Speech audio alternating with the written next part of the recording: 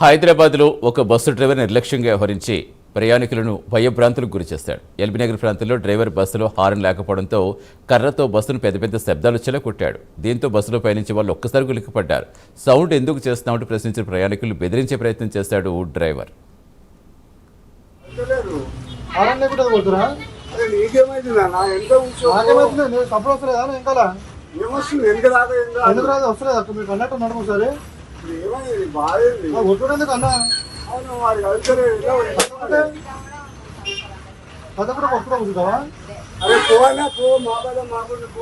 మీ బాధ మమ్మల్ని ఎందుకు బాధ పెడుతున్నావు? మమ్మల్ని ఎందుకు బాధ పెడుతున్నావు?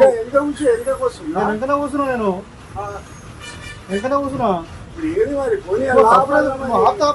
సపరేట్ చేస్తున్నావు కొట్టుకుంటూ. ఓకే,